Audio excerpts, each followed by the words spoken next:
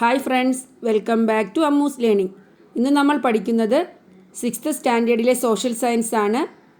അതിലെ 7th chapter medieval India art and literature. ഈ ചാപ്റ്ററിൽ നിന്നുള്ള 3rd പാർട്ടാണ് പഠിക്കുന്നത്. കഴിഞ്ഞ പാർട്ടുകളിലായി നമ്മൾ എന്തൊക്കെയാണ് പഠിച്ചത്? കണ്ടംപററി സ്റ്റൈൽ ഓഫ് ആർക്കിടെക്ചർ പഠിച്ചു, Indo Islamic style of architecture, അതുപോലെ ഗോതിക് സ്റ്റൈൽ ഓഫ് ആർക്കിടെക്ചർ അല്ലേ? ഇന്ന് നമ്മൾ പഠിക്കുന്നത് മിഡീവൽ പീരീഡിൽ മ്യൂസിക്, പെയിൻറ്റിംഗ്, ലിറ്ററേച്ചർ ഇവയുടെ വളർച്ച എങ്ങനെയായിരുന്നു. ആർക്കിടെക്ചർ കൂടാതെ music also flourished during the medieval period. മ്യൂസിക്കും മിഡീവൽ പീരീഡിൽ നല്ല രീതിയിൽ അഭിവൃദ്ധി പ്രാപിച്ചു. സൗത്ത് ഇന്ത്യയിൽ കർണാട്ടിക് മ്യൂസിക് വികാസം പ്രാപിച്ചു. കർണാട്ടിക് മ്യൂസിക്കിലെ ഫേമസായ സംഗീതജ്ഞനായിരുന്നു പുരന്ദരദാസ. മനസ്സിലായോ? Which was the music style that flourished in South India? South ഇന്ത്യയിൽ വികാസം പ്രാപിച്ച മ്യൂസിക് സ്റ്റൈൽ ഏതായിരുന്നു? Carnatic music. Who was the famous Carnatic musician of the medieval period? Medieval പീരീഡിലെ ഫേമസായ കർണാട്ടിക് മ്യൂസീഷ്യൻ ആരായിരുന്നു? പുരന്ദരദാസ. ഇനി എന്താണ് Hindustani music? During the Sultanate Mughal period, the influence of Persian music gave birth to a new style of music. It is known as Hindustani music. Sultanate Mughal കാലഘട്ടത്തിൽ Persian മ്യൂസിക്കിൻ്റെ സ്വാധീനം കൊണ്ട് ഒരു പുതിയ സ്റ്റൈൽ ഓഫ് മ്യൂസിക് ഉണ്ടായി. അതാണ് ഹിന്ദുസ്ഥാനി മ്യൂസിക്, ഹിന്ദുസ്ഥാനി സംഗീതം. Amir Khusrau, Tansen et cetera were the famous musicians. Amir Khusrau, താൻസനുമായിരുന്നു ഫേമസായ ഹിന്ദുസ്ഥാനി സംഗീതജ്ഞർ. അതുപോലെ ഖവാലി എന്നൊരു മ്യൂസിക് കൂടി ഡെവലപ്പ് ചെയ്തു. Amir Khusrau played a major role in its development. Qawwali എന്ന മ്യൂസിക് ഫോമിൻ്റെ ഡെവലപ്മെൻറ്റിൽ മേജർ റോൾ ആരുടേതാണ്? അമീർ ഖുസ്രു. ഒരുപാട് മ്യൂസിക്കൽ ഇൻസ്ട്രുമെൻറ്റ്സ് മിഡീവൽ പീരീഡിൽ രൂപം കൊണ്ടു. ഏതൊക്കെയാണ്? Tabla, sitar. Tabla and sitar are examples of such instruments. മധ്യകാലഘട്ടത്തിൽ രൂപം കൊണ്ട വേറൊരു സംഗീതമാണ് ഖവാലി എന്ന് പറഞ്ഞു. Which musician played a major role in the development of a new style of music? Qawwali. എന്തു പറയാം? അമീർ ഖുസ്രു. അമീർ ഖുസ്രു ആണ് പുതിയൊരു സ്റ്റൈൽ ഓഫ് മ്യൂസിക്കായ ഖവാലിയുടെ ഡെവലപ്മെൻറ്റിൽ മേജർ റോൾ വഹിച്ചത്. ഖവാലിയെക്കുറിച്ചൊരു നോട്ട് എഴുതാൻ പറഞ്ഞാൽ എന്തെഴുതാം? Qawwali is a form of music evolved in khanqah where Sufi science resided. സൂഫി വര്യന്മാർ താമസിക്കുന്ന ഖാൻകയിൽ രൂപം കൊണ്ട ഒരു സംഗീത രൂപമാണ് qawwali. The spiritual songs composed in Urdu are sung in tune to the fast rhythm of different musical instruments. Urdu ഭാഷയിൽ രചിച്ച ഭക്തിഗാനങ്ങൾ വിവിധ മ്യൂസിക്കൽ ഇൻസ്ട്രുമെൻറ്റിൻ്റെ സഹായത്തോടെ ഫാസ്റ്റ് റിതമിൽ, ചടുല താളങ്ങളോടെയാണ് ആലപിക്കുന്നത്. അപ്പോൾ ഖവാലി എന്ന മ്യൂസിക്കൽ ഫോമിനെ കുറിച്ച് മനസ്സിലായല്ലോ. Several remarkable changes were apparent in the field of painting too. മ്യൂസിക്കിൽ മാത്രമല്ല പെയിൻറ്റിങ്ങിലും ഒരുപാട് ശ്രദ്ധേയമായ മാറ്റങ്ങൾ ഉണ്ടായി. Observe the pictures below. നിങ്ങൾ നോക്കൂ, എന്തൊക്കെ തീംസാണ് ഈ പെയിൻറ്റിങ്സിൽ ഉപയോഗിച്ചിരിക്കുന്നത്. An instance from the Bible. ബൈബിളിൽ നിന്നുള്ള സന്ദർഭങ്ങൾ. Depiction of royal life. കൊട്ടാര ജീവിതത്തിൻ്റെ ദൃശ്യങ്ങൾ. പിന്നെയോ ഇൻസ്റ്റൻസസ് ഫ്രം ദ രാമായണ. രാമായണത്തിലെ സന്ദർഭങ്ങൾ.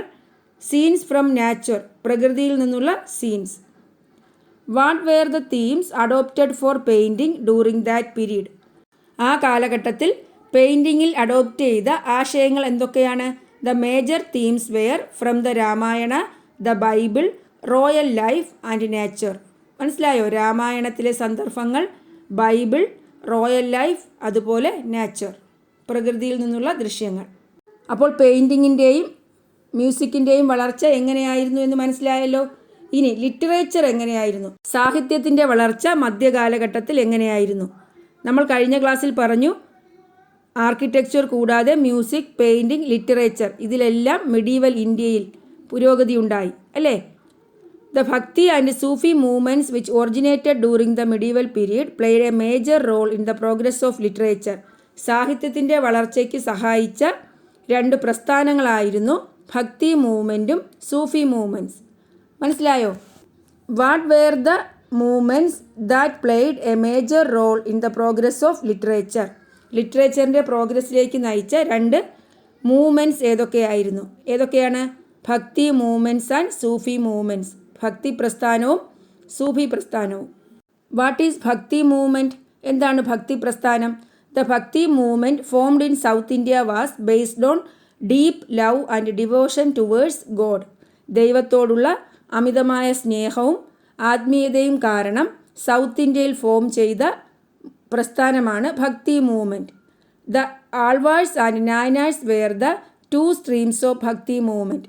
ഭക്തി പ്രസ്ഥാനത്തിൻ്റെ രണ്ട് വിഭാഗങ്ങളായിരുന്നു ആൾവാഴ്സും നായനാഴ്സും. The Alvars are Vaishnavites and Nayanars are Shaivites. Alvar എന്ന് പറയുന്നത് വിഷ്ണു ഭക്തരും നായനാഴ്സ് ശിവഭക്തരുമാണ്. The ideals of this movement spread to north India by the 14th century. 14ാം നൂറ്റാണ്ടോടുകൂടി ഈ ഭക്തി പ്രസ്ഥാനത്തിൻ്റെ ആശയങ്ങൾ നോർത്ത് ഇന്ത്യയിലേക്ക് സ്പ്രെഡ് ചെയ്തു.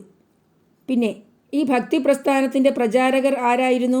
Guru Nanak, Kabirdas, Tulsidas, Surdas, Tukaram, Mirabai and Chaitanya were the main propagators of the ഭക്തി movement in north India. North ഇന്ത്യയിലെ ഭക്തി മൂവ്മെൻറ്റിൻ്റെ പ്രചാരകരായിരുന്നു ഗുരുനാനാക്ക്, കബീർദാസ്, തുളസീദാസ്, സൂർദാസ്, തുക്കാറാം, മീരാഭായ് ആൻഡ് ചൈതന്യ. അപ്പോൾ ഭക്തി മൂവ്മെൻറ്റ് എന്താണെന്നും അതിൻ്റെ പ്രൊപ്പഗേറ്റേഴ്സ് പ്രചാരകർ ആരായിരുന്നു എന്നും മനസ്സിലായല്ലോ. ഇനി what is Sufi movement? The Sufis rejected luxurious life and gave importance to spiritual life. ആഡംബര ജീവിതം ഉപേക്ഷിക്കുകയും ആത്മീയ ജീവിതത്തിന് പ്രാധാന്യം കൊടുത്തവരുമായിരുന്നു Sufis. The term Sufism was derived from the Arabic word suf. സൂഫ് എന്ന അറബിക് വേർഡിൽ നിന്നാണ് സൂഫിസം എന്ന വേർഡ് ഡിറൈവ് ചെയ്തത്. ഇതിൻ്റെ പ്രൊപ്പഗേറ്റേഴ്സ് ആരൊക്കെയായിരുന്നു? ഖ്വാജ മൊയിനുദ്ദീൻ ചിസ്തിയും നിസാമുദ്ദീൻ ഔലിയായുമായിരുന്നു സൂഫിസത്തിൻ്റെ പ്രൊപ്പഗേറ്റേഴ്സ് അല്ലെങ്കിൽ പ്രചാരകർ. ഈ ഭക്തി മൂവ്മെൻറ്റ് പ്രാദേശിക ഭാഷ ശക്തിപ്പെടാൻ സഹായിച്ചു. ദ പോയറ്റ്സ് ഓഫ് ദ ഭക്തി movement wrote in the language of the common people.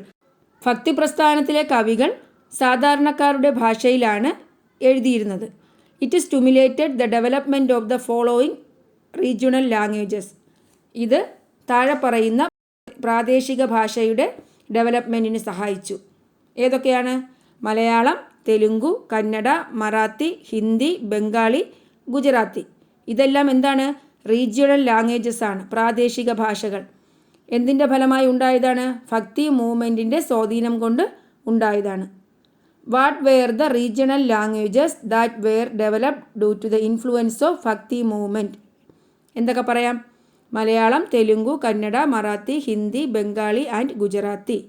The names of some major literary works in regional languages and their authors are given below. Regional ലാംഗ്വേജസിൽ രചിച്ച literary വർക്ക്സും അവയുടെ ഓതേഴ്സിൻ്റെ പേരും കൊടുത്തിട്ടുണ്ട്. ഏതൊക്കെയാണെന്ന് നോക്കാം. Regional languages and literary works. Regional language Malayalam. Work ഏതാണ്? അധ്യാത്മ രാമായണം. ഓതറോ? എഴുത്തച്ഛൻ. എഴുത്തച്ഛൻ രചിച്ച അധ്യാത്മ രാമായണം മലയാളത്തിലാണ്. അടുത്ത് തമിഴ്. ഇരാമ അവതാരം അല്ലെങ്കിൽ കമ്പരാമായണം. ആരാണ് രചിച്ചത്? കമ്പർ. മനസ്സിലായോ? Regional language Tamil. വർക്ക് ഏതാണ്? ഇരാമാവതാരം അല്ലെങ്കിൽ കമ്പരാമായണം. ഓതർ കമ്പർ. ഹിന്ദിയിൽ രാമചരിതമാനസ്. തുളസീദാസ്. തുളസീദാസ് എഴുതിയ രാമചരിതമാനസ് ഏത് ഭാഷയിലാണ്? ഹിന്ദി. തെലുങ്കു മഹാഭാരത നന്നയ്യ. മനസ്സിലായോ? നന്നയ്യ രചിച്ച മഹാഭാരത ഏത് ലാംഗ്വേജ്? തെലുങ്കു. കന്നഡ വിക്രമാർജുന വിജയം അല്ലെങ്കിൽ പമ്പ ഭാരതം. പമ്പ രചിച്ചതാണ്. ഇനി ഒഡിയ ലാംഗ്വേജിൽ സരളദാസ് രചിച്ച ഒഡിയ മഹാഭാരതം. മറാത്തിയിൽ മറാത്തി ഭാഗവതം ഏക്നാഥ്. ഗുജറാത്തി ഭാഗവതം പ്രേമാനന്ദ. ബംഗാളി രാമായണം കൃതിവാസ. മനസ്സിലായല്ലോ? അപ്പോൾ ഇവിടെ ഒരു ടേബിൾ തന്നിട്ടുണ്ട്. നമ്മളിപ്പോൾ പറഞ്ഞ കാര്യങ്ങളത്രയും ഒരു ടേബിളിൽ എഴുതാനാണ്. Regional languages, works, authors. Regional languages ഏതൊക്കെയാണ്? മലയാളം, തമിഴ്, ഹിന്ദി, തെലുങ്കു, കന്നഡ, ഒഡിയ, മറാത്തി, ഗുജറാത്തി, ബംഗാളി. ഇനി വർക്ക്സ് ഏതൊക്കെയാണ്? ഓരോ ലാംഗ്വേജിൻ്റെയും വർക്ക് എഴുതുന്നു. മലയാളത്തിൽ അധ്യാത്മ രാമായണം. ഓതർ എഴുത്തച്ഛൻ. തമിഴ് ഇരാമാവതാരം അല്ലെങ്കിൽ കമ്പരാമായണം കമ്പർ. ഹിന്ദി രാമചരിതമാനസ് തുളസീദാസ്. തെലുങ്കു മഹാഭാരത നന്നയ്യ, കന്നഡ വിക്രമാർജുന വിജയം അല്ലെങ്കിൽ പമ്പാഭാരതം പമ്പ, ഒഡിയ മഹാഭാരതം സരളദാസ, മറാത്തി ഭാഗവതം ഏക്നാഥ്, ഗുജറാത്തി ഭാഗവതം പ്രേമാനന്ദ, ബംഗാളി രാമായണം കൃതിവാസ. മനസ്സിലായല്ലോ? ഭക്തി മൂവ്മെൻറ്റിൻ്റെ ഫലമായി ഒരുപാട് റീജിയണൽ ലാംഗ്വേജസ് ഡെവലപ്പ് ചെയ്തു എന്ന് പറഞ്ഞതുപോലെ Sufi movement played a major role in the development of Urdu language. Urdu ഭാഷ ഡെവലപ്പ് ചെയ്യുന്നതിൽ മേജർ റോൾ ഏതായിരുന്നു? സൂഫി മൂവ്മെൻ്റ് ആയിരുന്നു. Urdu was formed by the hybridisation of Arabic, Persian and the Indian languages Hindi and Sanskrit. Arabic, Persian ഭാഷയുടെയും Indian languages ആയ ഹിന്ദി, സാൻസ്ക്രിറ്റ് ഇവയുടെ എല്ലാം hybridisation വഴിയാണ് Urdu form ചെയ്തത്. മനസ്സിലായോ? അപ്പോൾ how was Urdu formed? The Sufi movement played a major role in the development of Urdu language. Urdu was formed by the hybridisation of Arabic, Persian and the Indian languages Hindi and Sanskrit. മനസ്സിലായല്ലോ? ഇനി several books were translated into Persian during the medieval period. Medieval കാലഘട്ടത്തിൽ ഒരുപാട് ബുക്സുകൾ Persian ഭാഷയിലോട്ട് translate ചെയ്തു. മുഗൾ എംപററായ അക്ബറിൻ്റെ ഭരണകാലത്ത് ട്രാൻസ്ലേഷനു വേണ്ടി, തർജിമയ്ക്ക് വേണ്ടി ഒരു ഡിപ്പാർട്ട്മെൻറ്റ് തന്നെ ഉണ്ടായിരുന്നു. Many Sanskrit text including Ramayana and Mahabharata were translated into Persian during that period. ആ കാലഘട്ടത്തിൽ ഒരുപാട് സംസ്കൃത ബുക്കുകളും ഏതാണ്? രാമായണ, മഹാഭാരത ഇതെല്ലാം പേർഷ്യൻ ഭാഷയിലോട്ട് ട്രാൻസ്ലേറ്റ് ചെയ്തു. It was Dara Shikoh, the son of Shah Jahan, who translated the Upanishads and Atharvaveda. ഷാജഹാൻ്റെ സണ്ണായ ദാരാ ഷിക്കോവാണ് ഉപനിഷത്തുകളും അഥർവവേദാസും പേർഷ്യൻ ഭാഷയിലോട്ട് ട്രാൻസ്ലേറ്റ് ചെയ്തത്. മനസ്സിലായോ? അപ്പോൾ who translated the Upanishads and the Atharvaveda into Persian language? ദാരാ Shikoh. മനസ്സിലായോ? ഇനി the translation played a major role in spreading the knowledge and culture of India to other parts of the world. ഈ translation വഴി ഒരുപാട് ബുക്കുകൾ Persian ഭാഷയിലോട്ട് translate ചെയ്തു എന്ന് പറഞ്ഞില്ലേ? ഇങ്ങനെ ട്രാൻസ്ലേഷൻ വഴി ഇന്ത്യൻ കൾച്ചറും നോളജും ലോകത്തിൻ്റെ മറ്റു ഭാഗങ്ങളിലേക്ക് സ്പ്രെഡ് ചെയ്യാൻ കാരണമായി. It led to the cultural exchange with the rest of the world. ഇത് ലോകത്തിൻ്റെ മറ്റു ഭാഗങ്ങളിലേക്ക് ഇന്ത്യൻ കൾച്ചർ എക്സ്ചേഞ്ച് ചെയ്യാൻ ഇടയായി. അപ്പോൾ what were the reasons for the spread of cultural knowledge in other parts of the world? ലോകത്തിൻ്റെ മറ്റു ഭാഗങ്ങളിലേക്ക് ഇന്ത്യൻ കൾച്ചറും നോളജും സ്പ്രെഡ് ചെയ്യാനുള്ള കാരണം എന്താണ്? Several books were translated into Persian during the medieval period. A department exclusively for translation functioned during the reign of Mughal emperor Akbar. Many Sanskrit text including the Ramayana and Mahabharata were translated into Persian during that period. It was Dara Shikoh, the son of Shah Jahan, translated the Upanishads and Atharva Veda into Persian. The translation played a major role in spreading the knowledge and culture of India to other parts of the world. It led to the cultural exchange with the rest of the world. മനസ്സിലായല്ലോ? അപ്പോൾ ഈ chapter complete ആയി. നമ്മൾ ഈ ചാപ്റ്ററിലൂടെ എന്താ പഠിച്ചത്? Medieval India, art and literature അല്ലേ? സ്റ്റൈൽ ഓഫ് ടെമ്പിൾ ആർക്കിടെക്ചർ പഠിച്ചു. സുൽത്താനേറ്റ് മുഗൾ ആർക്കിടെക്ചറായ Indo Islamic style of architecture പഠിച്ചു. Painting, music, literature. ഇന്ന് നമ്മൾ പഠിച്ച മ്യൂസിക്കിൽ ഹിന്ദുസ്ഥാനി മ്യൂസിക് പഠിച്ചു. അതിൽ അമീർ ഖുസ്രു, താൻസൻ, അതുപോലെ ഖവാലി എന്ന മ്യൂസിക് പഠിച്ചു. പിന്നെ എന്താണ്? അക്കാലത്ത് പെയിൻറ്റിങ്സിൽ ഉപയോഗിച്ചിരുന്ന തീംസ് എന്തൊക്കെയാണെന്ന് പറഞ്ഞു. ലിറ്ററേച്ചറിൻ്റെ ഡെവലപ്മെൻറ്റിന് കാരണമായ ഭക്തി മൂവ്മെൻറ്റും സൂഫി മൂവ്മെൻറ്റും പഠിച്ചു. പിന്നെയോ എന്തൊക്കെ റീജിയണൽ ലാംഗ്വേജസ് ആണ് ഭക്തി മൂവ്മെൻറ്റിൻ്റെ ഫലമായി ഉണ്ടായത്? ആ ലിറ്റററി വർക്ക്സ് നോക്കി. സൂഫി മൂവ്മെൻറ്റിൻ്റെ ഫലമായി ഉണ്ടായ ഉറുദു ലാംഗ്വേജ് പഠിച്ചു അല്ലേ?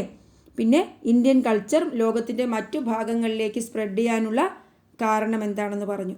ഇനി നമുക്ക് ലെറ്റസ് അസസിലെ 2 ക്വസ്റ്റ്യൻസ് കൂടി നോക്കാം. ഒന്നാമത്തെ question, find out the features of the Indo Islamic style of architecture. Indo Islamic style of ആർക്കിടെക്ചറിൻ്റെ ഫീച്ചേഴ്സ്, പ്രത്യേകതകൾ എന്തൊക്കെയാണ്?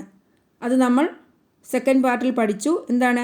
Arches, domes and minarets were the notable features of this style. Figures of flowers and plants were carved for decorating buildings. Mortar, red sandstone and marbles were used for construction. Spacious gardens were set on the building premises.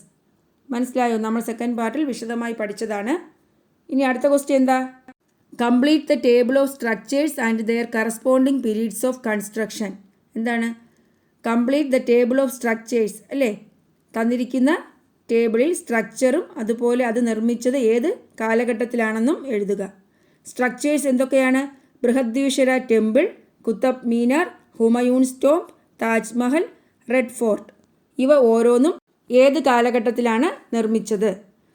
Brihadeeswara temple Chola period, Qutub Minar sultanate period, Humayun's tomb Mughal period, Taj Mahal Mughal period, Red Fort Mughal period അല്ലേ? Brihadeeswara temple Chola കാലഘട്ടത്തിൽ, Qutub Minar sultanate കാലഘട്ടത്തിൽ, Humayun's tomb Taj Mahal Red Fort ഇവ മൂന്നും മുഗൾ കാലഘട്ടത്തിൽ. മനസ്സിലായെന്ന് വിചാരിക്കുന്നു. അപ്പോൾ ഇത്രയുമാണ് ഈ ചാപ്റ്ററിൽ പഠിക്കാനുള്ളത്. ഇനി അടുത്ത ക്ലാസ്സിൽ പുതിയ ചാപ്റ്റർ നമുക്ക് പഠിക്കാം. അപ്പോൾ ഈ ക്ലാസ് നിങ്ങൾക്ക് ഇഷ്ടപ്പെട്ടു എന്ന് വിചാരിക്കുന്നു. ഈ ക്ലാസ് നിങ്ങൾക്ക് മനസ്സിലായി എങ്കിൽ നിങ്ങളെൻ്റെ ചാനൽ സബ്സ്ക്രൈബ് ചെയ്യുക, നിങ്ങളുടെ ഫ്രണ്ട്സിനൊക്കെ ഷെയർ ചെയ്യുക. Thanks for watching Ammu's learning.